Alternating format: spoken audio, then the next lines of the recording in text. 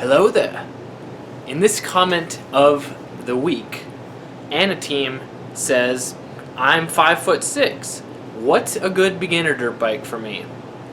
Well, Anna Team, I'm butchering your name probably, or at least your username, but so if you're 5'6", then depending on if you want a mid-size or a full-size dirt bike, if you're a beginner, you typically want to start out on a 4-stroke air-cooled trail bike, because these are the easiest to ride because the engines are low performance, which means they're smooth, they have good power from idle on up. It makes it really easy to practice and learn how to use the clutch properly, and you can focus on learning the proper techniques rather than trying to control the power if you were to start on something that has a lot more power. And also the suspension on a trail bike is a lot softer, so this makes it more comfortable when you're riding at low speeds, and it'll just soak up the bumps better than a high performance enduro bike or motocross bike. So going back to your height, one struggle that beginners have is starting on a bike that's too tall, and a lot of full-size dirt bikes have like a 37-inch seat height, and that's just too tall to be able to touch the ground if you're only 5'6" tall. So when you can't touch the ground, then it's hard to have confidence when you're first starting out because you're worried about tipping the bike over. It's often better to start on something that's a little bit shorter, has a lower seat height, but as you progress, the seat height shouldn't matter as much because you don't want to be putting both feet on the ground when you're riding. This is poor technique. You want to be able to keep both your feet on the pegs, and this is done by having good balance.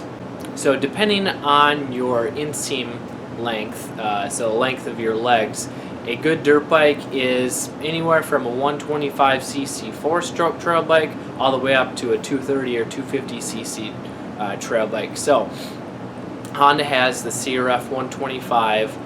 They have the small wheel and the big wheel model, but if you're 5'6", then you probably want the big wheel. It's still going to be a little bit small, but you'll be able to put one, if not both feet down on the ground, and this will be really easy to ride.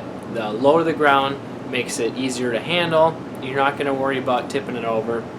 You can go to the Kawasaki KLX 140. They have a small wheel, a big wheel, and full-size wheels. They're all pretty much the same. It's the same engine, same chassis.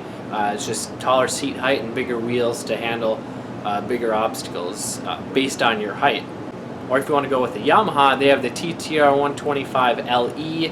It's a large wheel and has electric start. All these have electric start. Then moving up to the 230 or 250cc, Yamaha has the TTR 230, Kawasaki has the KLX 230R, and Honda has the CRF 250F. They're all very similar, except the Honda and the Kawasaki are a little bit newer and they have fuel injection.